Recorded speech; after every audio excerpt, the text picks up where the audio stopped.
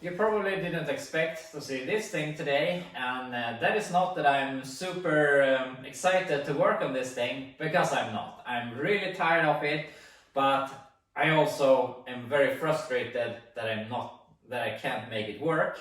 And I have done a bunch of thinking, I have watched a lot of YouTube videos, done a bunch of Googling and so on, and I've come to some conclusions and some ideas, and I don't have a good idea, but we'll see where it takes us.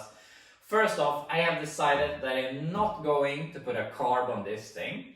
And I like carbs. I think it's gonna work great if we did that, but also I like this truck for what it is. I like that it is stock. I like that it has its TBI fuel injection, and I don't want a super rowdy engine in this thing. I just want it to be my truck that always works, that is in the background, that, as I said, I just want it to work. I don't want it to be anything spectacular. So I really think that I can get this fuel system to work, and obviously it's very frustrating that I can't make it work, but I am going to make it work if I so have to change the whole electrical system and find the issue. So we just have to find whatever is the problem, and it could be 5 minutes of work or it could be 5 days of work. So I'm not really sure where this project is going to end up right now. Maybe we work on it today, maybe we work on it the rest of the week, we'll see. But we're going to try and make it work. And I have gotten so many suggestions. I have gotten emails, text messages, comments on YouTube, and I have tested everything that everyone says. I've gone through it front to back. Except for one thing, and I don't think that this is going to be the problem, but we at least have to check. And that is the fuel pressure. And with that in mind, the fuel pump is 1 year old. The regulator, I have tested several others, and it hasn't made a difference. So I don't think it's going to be the fuel pressure, but who knows. I saw a video from Car Wizard where he was working on a Ram Charger, it had way too high fuel pressure because of a clogged return line. And maybe it could be something like that, I don't know, but we have to shake it at least, and after that we can go forward to something else. The thing is, on these trucks or the TBIs, they don't have a specific place to check your fuel pressure. It has nowhere built into the system to check it. You have to have an adapter. You can either swap out the filter for an adapter, or you can put an adapter up on the throttle body. And the thing is, it's pretty hard to come by here in Sweden, as you might imagine. And I haven't found a kit close by or something that has the adapter that I need. So my plan today is we're gonna build our own adapter with a built-in fuel gauge, so that we can check the fuel pressure on this thing, but also to have as a tool to check other vehicles in the future. So that's the plan. We're gonna go ahead and build that fuel pressure adapter tool. So to check the fuel pressure, we need to tap into the inlet side, which is here on the back of the TBI. Obviously that goes back here. And it's a bit tight in space and so on, so in some way we have to build something that goes into the TBI that can accept the fuel line but without getting too big. And the idea is, I have another one of these inlet fittings, and I'm gonna take probably both of these to make this tool, because it's pretty short. As you can see, I'm not really sure if I can keep both sealing surfaces without ruining it, but we'll see. But either we cut this in half, or we cut both of them and take one of the back half and one of the front half, and then in between that take a piece of pipe, weld it on so that we can extend it a little bit, and into this pipe we will thread the hole and put in a fuel pressure gauge. So that's my plan, at least. There are adapters you can buy that does exactly this. They're about 90 bucks or something, but as I said, they're not really available where I live. I could buy one, wait a couple of weeks, but I wanna see this now. I want to keep working on it. So yeah, we're gonna make this tool. After some work, we have invented our fuel pressure adapter thingy. And now I only took one of these fittings, cut it and welded in a piece of pipe. Unfortunately, my welder didn't want to do the best welds today, but I got it working in the end. And then I drilled and tapped a hole for this fuel pressure sender or gauge, which I robbed off of that fuel pressure regulator that was in my van I bought last year. So hopefully this works. It goes up to 15 psi. So that should be plenty for this system, since from what I understand, there should be between 9 and 12. So now we can put this into the TBI. Unfortunately, we have to thread in the adapter first and then the gauge because it's tight with space. But in the dream world, this thing is not leaking and we will see some fuel pressure. So let's test it. I got it in place, all hooked up, and it is leaking a little bit, but at least I can show you that if we start here.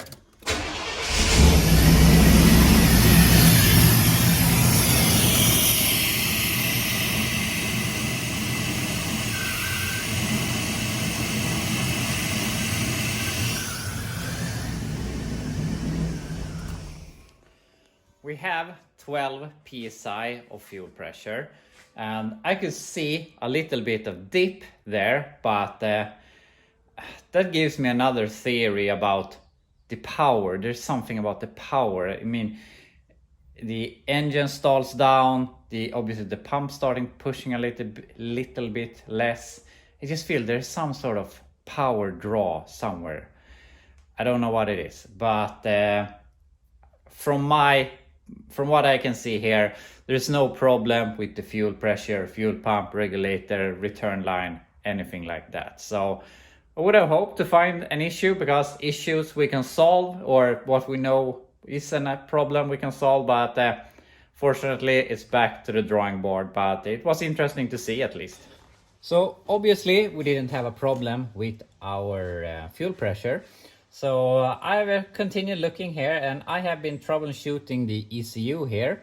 Not so much the ECU in itself, but the wiring basically. And obviously I've been looking for something that sort of mimics how the engine behaves, or because it feels like there's some sort of voltage coming and going. And I might have found something, I'm not sure. I don't want to take anything out in advance, but it feels very, very weird. And I have gone every wire up, and now I turned around and going down, so I've only checked these two now.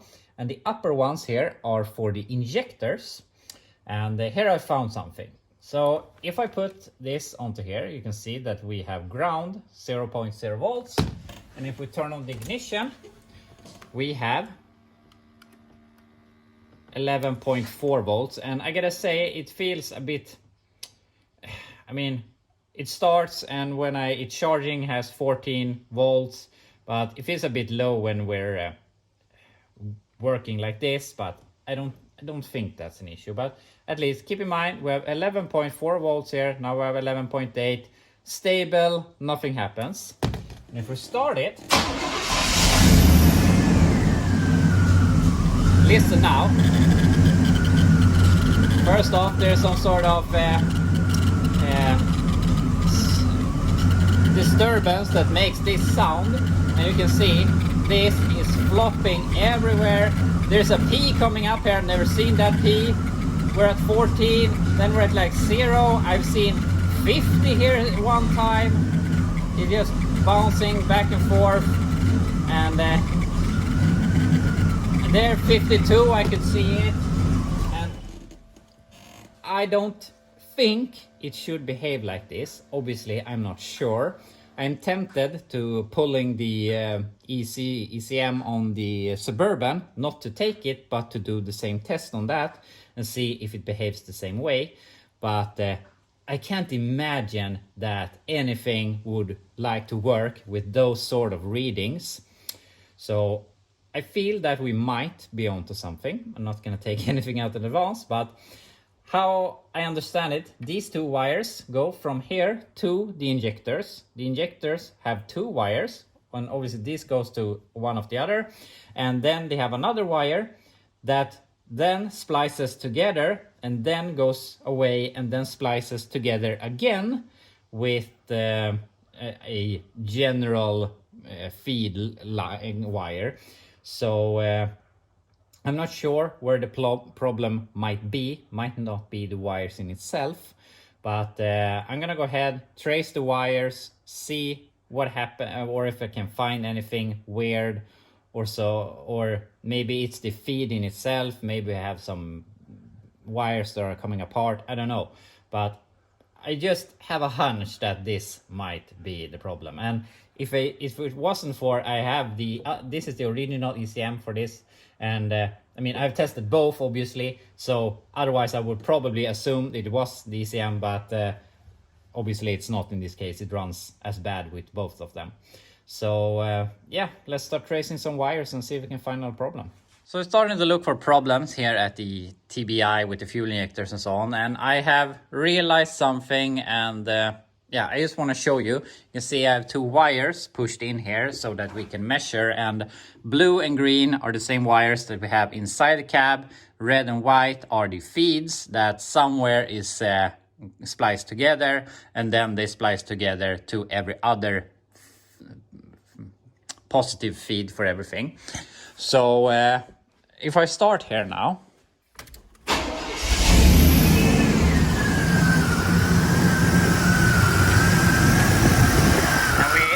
on the feed we can see that we have 14 volts, so that's not an issue. And if we look here from the ECM, we can see that we have these weird readings. So that tells me that I don't think there is a problem with the feed to the injectors, rather the signal that is coming from the ECM. So with that, I really need to go and check on the Suburban, because since I realized that I can do it so simple, I can just check it here, and that will make it really simple to do the same thing on the Suburban. And so I'm gonna go ahead and do that, and if it's the same, then maybe it's just something with the injectors giving a pulse that my power probe has a problem reading. I don't think it should have that, but if the Suburban does not behave the same way, I really think we're onto something. So I'm gonna go ahead, start Suburban and see what it does. Got the Suburban up and running, and unfortunately it does the same thing. So I'm not sure, because this thing is not running perfect either. It's jumping a bit back and forth. It's not running as bad as the truck, but I really feel that I need one more attempt at this. So we're gonna start up the NASCAR. We're out here at the NASCAR, and we're ready to try and start it. I have borrowed some parts for this from this brand, the electronic spark module, which we have put back. I have borrowed the coil for the Suburban. I put that back, so it should start. It always starts. That's something you're not supposed to say, but it should start. We got a battery in it, got the wires hooked up, so we're ready. So I'm just gonna start it and see if the values are as strange on this thing.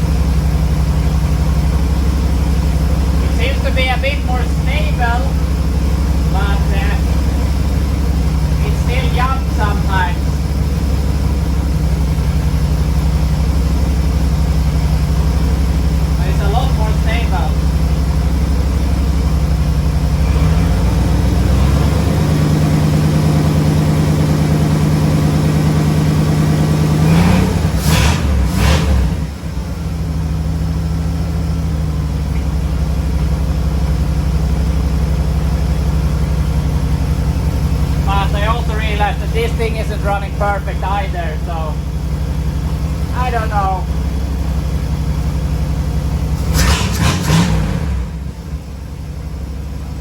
Seems to be running fairly good at least, but all I can say is that I'm not getting any wiser on my problem.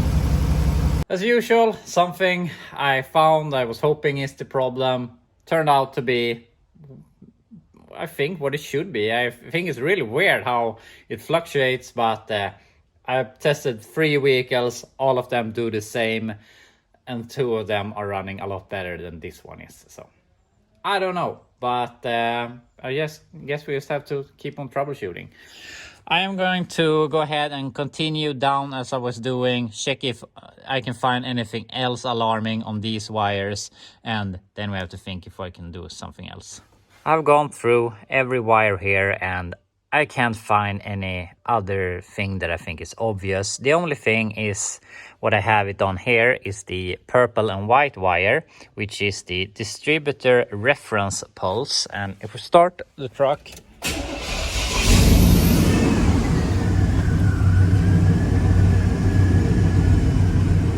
can see that sometimes it jumps up to 5 something. Of course, it's not doing it now that I'm trying to show you. There you can see the 6.1, 5.4 or something. So sometimes it does that. And I mean, could be something. I don't know why that value would be jumping, but also it might be just be the computer trying to keep it running because of another problem. So we don't know if that's a good thing or a bad thing. So I don't know. I'm at a loss again. I have to gather my thoughts here a little bit and think about this for a little while. So it's been about an hour or so more here, and I have unplugged every connector, tried bending the connectors in there to hopefully get them to, if there's one that wasn't really connecting good, that the current will start flowing, but there's no difference. I have had it idling here for a pretty long time, and now it's able to idle, which it couldn't this morning or yesterday, but now it is warm. I don't know if that has to do with it or something else, but for now it's idling. It's not idling good, it's still wandering around, clipping and whatnot, but I'm not sure. Maybe it is drivable now at least, but it's not drivable enough that I feel that I can dare to drive further distances and use it. Maybe I can use it around town here, but I do not want to take it for a longer trip. And I said I have it having it idling here for quite a long time. I'm looking for exhaust leaks. I can't find any, and yeah, I have looked for vacuum leaks. I can't find any of those. And I mean, I've tested everything I can come up with. The fuel pump is 1 year old. We have checked the fuel pressure. We have tested with multiple fuel pressure regulators. I have tested with different injectors, both new and used. I have changed the map sensor, the TPS, the coil, distributor, spark plug wires, spark plugs. Everything is AC Delco original. I have tested with different ESC module, the electronic spark module, no difference. NOx sensor, airflow, air oxygen sensor. Whatever you can come up with, I have tried the new ones, used ones, whatnot. I can't find anything. The alternator is new, so there shouldn't be any weird currents coming out of the alternator. I have checked every wire to see. The only wire that fluctuates a little bit is that distributor reference pulse, and I'm not sure why that would be. And keep in mind, it has done this for a very long time. It's a bit worse now, but it has had bad idle when it's warm, and has been stalling out when it's sitting, when it's warm. And we have a whole new other engine that we knew worked good in another vehicle that was my father's truck, so it shouldn't be anything wrong with the engine in itself. And I don't know, I'm lost. So I think the next thing I have to do is I have to have a whole nother wiring harness here on the side that we can hook up to everything and try and start it and see if it does any difference, if it runs better. Obviously we have a problem in our wiring, or if it doesn't make a difference, there must be something here. And I feel that's the next step, so that's something I have to do. But for now I feel that I can't really do much more. I'm gonna try and drive it and see if I feel that I can use it around town here, but I'm not gonna take for any longer trips. So for now we're gonna leave it. We're gonna take the Suburban in instead, which also has a TBI engine that isn't running perfect, but it is running better, and try that to get that pass through inspection. We have to do a lot of rust repair and some other stuff, but yeah, this is where we're at right now. I don't know, but anyway, let's take this out of here and do something else instead. We got Suburban in the garage, and I drove my truck out of here and it is running as normal, which is as you know, bad idle, stalls sometimes. It didn't stall now, but it goes very low on idle when you put it in gear, so it almost dies. But it drove out of here, no problem, and as usual it seems to be running good at RPM. It is only in like 0 to 10% throttles that we have issues. So I don't know, we're leaving it for now. Also, I gotta say that I took a fuel sample when we were working on the fuel pressure regulator, so from what I can see here, it's not fuel related. In case fuel looks different where you live, I know there can be a bunch of different colors. This is how fuel looks here. So yeah, it don't seem to be the fuel, at least.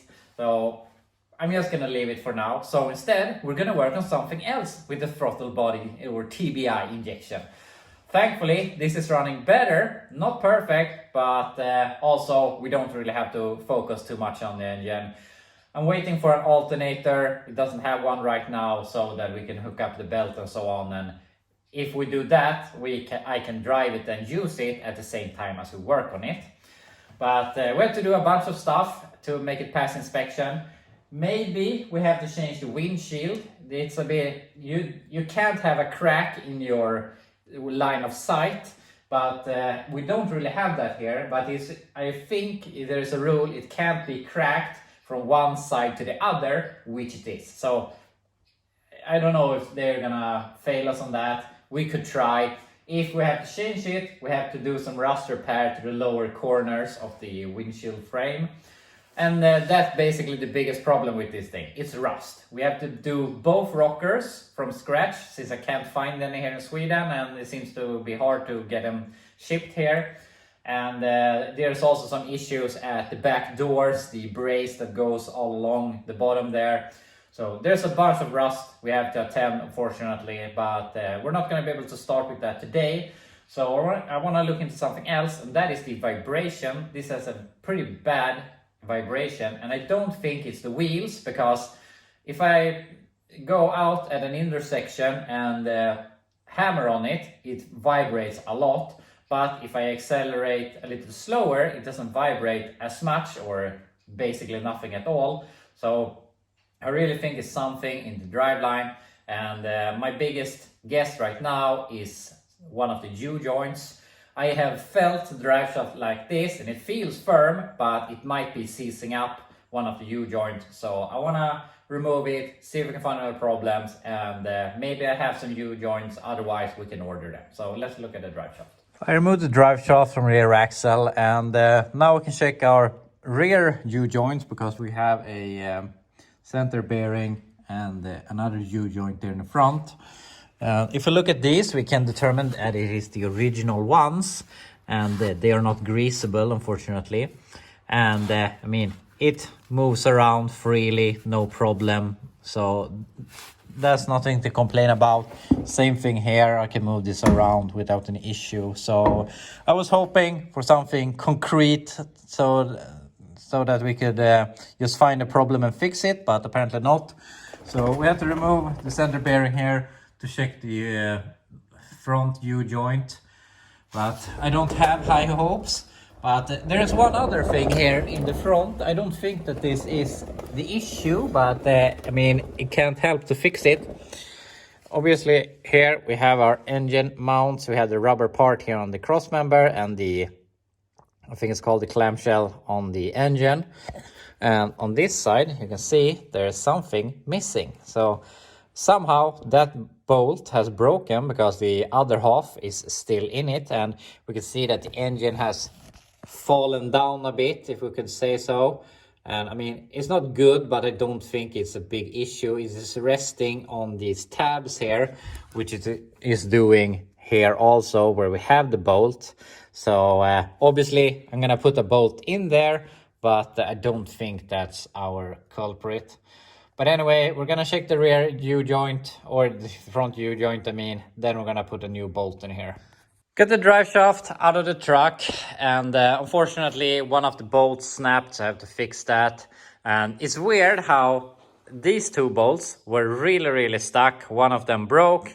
These two, one of them just came off like butter, and one was almost as good. And the only difference is that these have been getting grease on them from this sleeve, and these one have been dry. They're 4 inches apart, but have lived totally different lives. And this is something I say with oil and stuff like that. It is the best rust prevention on stuff. I put oil on all my bolts and stuff that I put on things. So yeah, it's just interesting how so close but totally different. But anyway, I have felt the front U-joint here, and like this, it feels pretty good. And side to side, it's a bit stiff. It's not super bad, but also it's not good. And I don't know if this is the problem, but also this front drive shaft doesn't do a lot of articulation since it is bolted down in the back. But we have it off the car or the truck, and might as well change it. Unfortunately, I won't be able to have it here by tomorrow. I can order it to have it by Thursday, so we can put it in. It's like $33 here, which on Rockado is like $10, but obviously I want to keep on moving here, and it's not worth it to order just one U-joint. But also, should we change all of them? Maybe, but the rear ones feel good. I don't really see any problem, and if I can save $65-70 and have that in my pocket right now, I'd rather have that. And I think these U-joints are gonna last for a few more years. So we're gonna fix it, but unfortunately for now we're a bit stuck on parts. But anyway, I'm gonna go ahead and I found a bolt for the motor mount. So I'm gonna take my jack, lift the engine up a bit so that we can remove the old bolt, get a new one in, and at least fix that. Got the jack under here with a piece of wood pushing on this aluminum bracket from the underside. So I managed to remove the bolt without any issues, and this is how it looks. So weird that it has broken. And also if we look at the rust spots, they look like fresh rust, if you can call it that. But I don't know, I just saw this while I was under the truck, so it can't be any worse if we fix it. So I'm gonna put a new bolt in. So have actually done some improvements to the truck. New bolt in place, and I can't say that I was afraid of the engine getting out of the engine compartment with that broken bolt, but I mean, it can't be any worse at least, so we've done some improvement. So I've been walking around the truck here thinking about what we could do, what we could start with, but I realized we're basically out of time here, so we're not going to be able to do much. I started making a list here on my whiteboard so that we remember everything that we need to do. And while I'm walking around this thing, every time I do that, I see how rusty it is, and I feel pretty discouraged, especially since we have a lot of rusty cars. But every time I jump in here, and it's just, I don't know, it's a special feeling. I love the interior, it's so nice, and I love the overall appearance of the vehicle, but obviously it needs a lot of work. But yeah, I guess we'll get there eventually. We just have to do one thing at a time. And speaking of my vehicles with problems and rust and whatnot, I got a comment on my last video where one of my viewers said that he thinks that I should go and either lease a new or newer vehicle or buy a new vehicle that doesn't act up or have problems.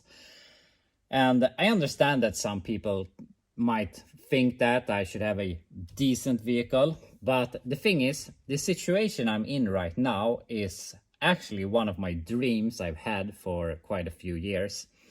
And that might sound weird, and obviously I don't dream about my truck having a lot of issues. But the thing is, when I was what is it called, employed by a company, one of my biggest dreams was that vehicles would only be something fun for me. I didn't want to have a newer vehicle I had to rely on, take me to work in time and so on.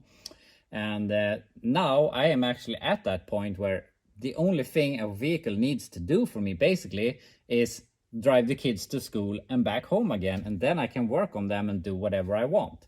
And that's as I said, that's a dream that I've had for a very long time. So even though obviously I have issues with my trucks and I'm trying to solve them, all in all, I put myself in this situation by myself by buying junk, but that's also what I've been longing for a very long time, because I buy stuff because I think they're fun.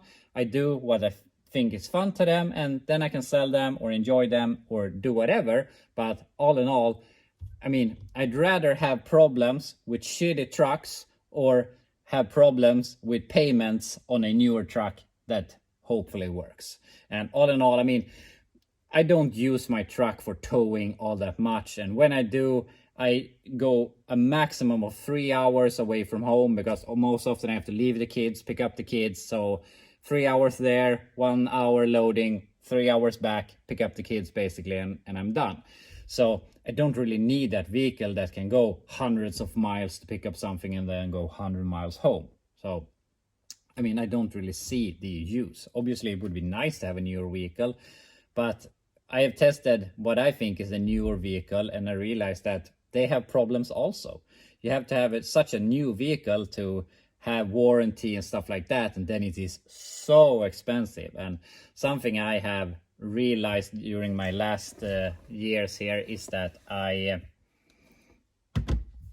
really wanted to keep my costs down. I mean, before I had I rented a shop where I had lots of space. I had lots of space outside, but there was the workshop, the shop costs, insurance, and a lot of other stuff. And when I moved everything home, it was a lot easier to save money, and that caused a lot less stress. So yeah, for me that works better. And of course, for some people, or everyone has their own opinion of how life should be. So all in all, don't feel bad for me for having all of these problems, because I brought it on myself. And I mean, that's basically what I want. Obviously, I would like to fix the problems on the truck, but I guess we'll get there eventually.